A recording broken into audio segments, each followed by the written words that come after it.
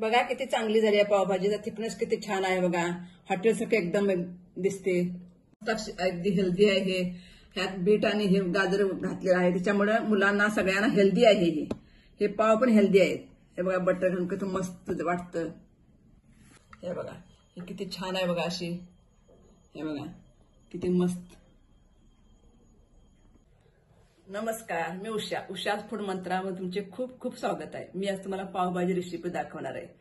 पटकन बनणारी आणि चटपटीत अशी रेसिपी तुम्हाला दाखवणार आहे. लहानांपासून मोठ्यांना सगळ्यांना आवडते ती पावभाजी. म्हटलं की सगळ्यांच्या तोंडाला पाणी सुटतं. अशी मी तुम्हाला मस्तपैकी पावभाजी रेसिपी, हेल्दी रेसिपी अशी दाखवणार आहे. चला रेसिपीला सुरुवात करूया. चला तर मी आता गॅसवर कुकर ठेवलेला आहे. आता ह्याच्यामध्ये मी 2 चमचे तेल घालून घेते पावभाजी शिजत ठेवण्यासाठी. हे सगळे साहित्य सगळे शिजवण्यासाठी. हे बघा कुकरमध्ये मी थोडंसं तेल टाकून घ्यायचं, जास्त घ्यायचं नाही. आणि त्याच्यामध्ये आता हे मी जिरे टाकून घेते. फोडणीसाठी जिरे टाकून घेते. जिरे जरा चांगले फुलू द्यायचे.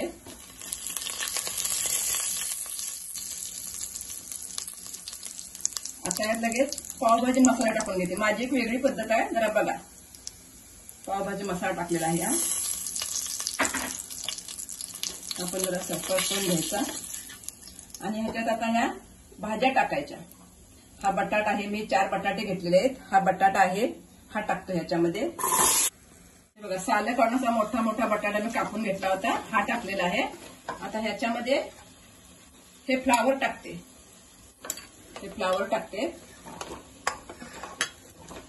आणि भोपळी मिरची आणि टोमॅटो.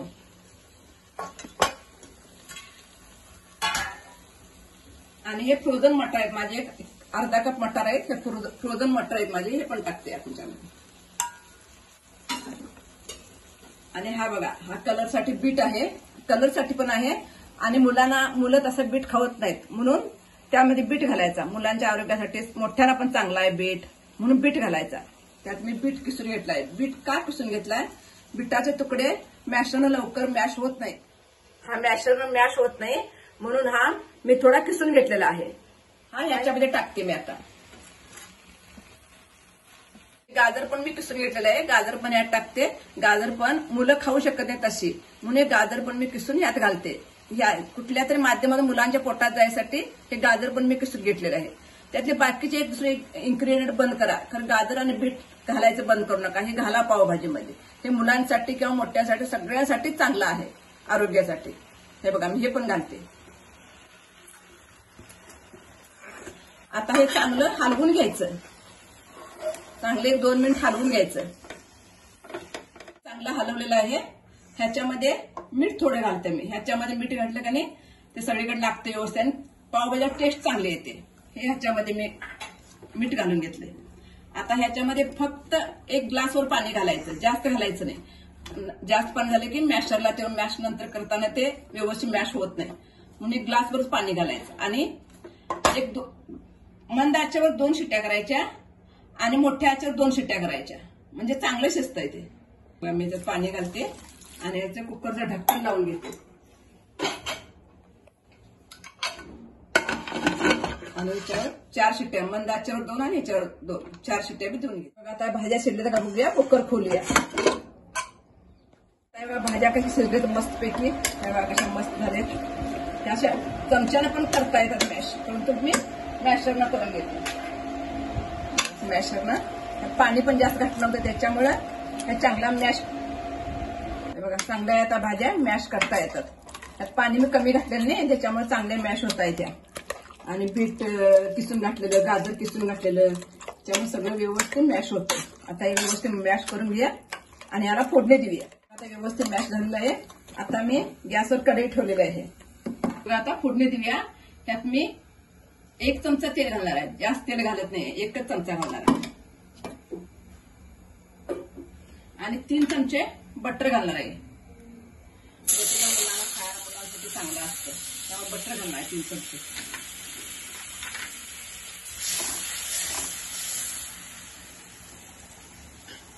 आणि ह्याच्यामध्ये हा मोठा मी कांदा चिरून घेतलेला आहे, हा कांदा घालते मी. कांदा चांगला, कांदा जास्त लाल करायचा नाही, थोडासा ब्राउनिश कलर येऊपर्यंत ट्रान्सफर होऊपर्यंत हे करायचं आहे.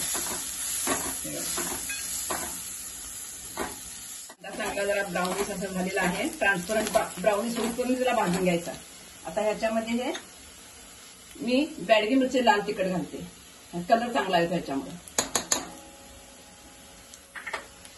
आणि ही पावभाजी आहे, ही मोठी 2 चमचे आहे, ही पावभाजी घालते.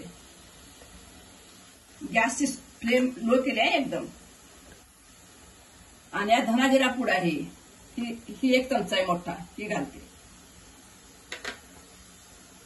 ही आलं लसूण पेस्ट आहे, ही पण घालते.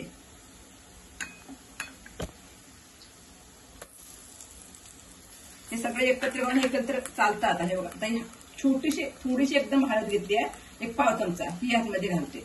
हळदीमुळे जास्त घातली की याचा कलर बदलतो म्हणून थोडीशी घातली अगदी. बघा, हे चांगलं मसाले मिक्स करून घ्यायचे. आता ह्यात ही भरपूर सारी कोथिंबीर घालणार आहे मी. कोथिंबीर फुटणीने घातली का नाही त्याला टेस्ट छान येते त्या पावभाजीला.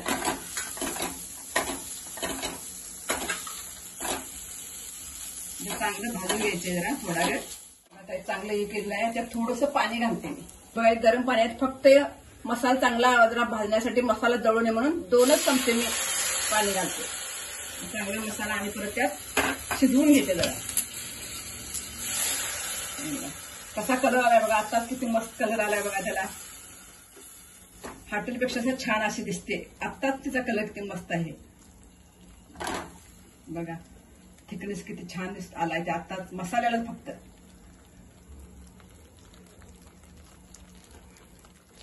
आता ह्याच्यामध्ये हे मॅश केलेलं हे सगळं भाज्या घालून घेऊया. भाज्या घालून सगळं व्यवस्थित परतवून घेऊया.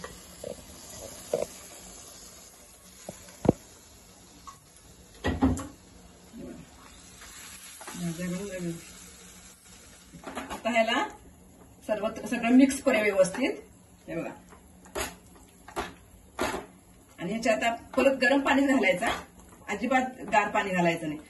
ह्याचा कलर मग कमी होतो गार पाणी घातल्यानंतर. ह्याच्यात मी हा लिंबू, 1 लिंबू पिळून घेते. अर्धा लिंबू आहे, हा लिंबू पिळून घेते. ह्याचा थिकनेस चांगला येण्यासाठी त्यात मी गरम पाणी करून घालते बघा. हे भरपूर हे आहे, घट्ट झालेले आहे, गरम पाणी करून घालते. ही भाजी आता तुम्हाला हे वाटतं खरं, ही परत गार झाल्यानंतर आणि परत ही घट्ट होते. त्यासाठी आता तिला एकदम थोडीशी पतली पतली करून घ्यायची. हे बघा कशी झालेली आहे. आता अजून सुद्धा थोडं पाणी घालावं लागणार आहे. अजून सुद्धा तिला हे आहे, जाडसर पण आहे थोडं. आता ह्याच्यामध्ये कस्तुरी मेथी घालून घेते मी. बरोबर, कस्तुरी मेथी आहे. आणि चटपटीत होण्यासाठी मुलांना चांगली लागते म्हणून चाट मसाला मी 1 चमचाभर टाकणार आहे. आणखीन थोडं गरम पाणी घालून त्यांचा थिकनेस चांगला असं व्यवस्थित करून घेते.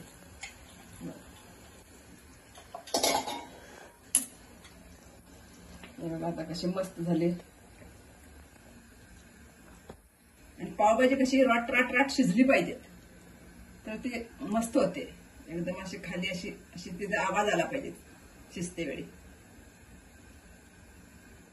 ती भाजी कशी आता रॉट शिजते ती बघा, असा त्या भाजीचा आवाज आला पाहिजे. बघा भाजीचा थिकनेस मस्त आलाय, कलर कसा छान आलेला आहे. मुंबईत अशी पावभाजी मिळते तशी पावभाजी एकदम ठेल्यावरच्या पावभाजीसारखी पावभाजी झालेली आहे. टेस्टी पण आहे, मस्त दिसायला पण एकदम छान दिसते. आता तुम्हाला ती वाटते पतली पतली, खरं गार झाल्यानंतर अजून तिला जाडसरपणा येते, घट्ट होती ती. ती मस्त झाली. असं थोडा वेळ ठेवूया.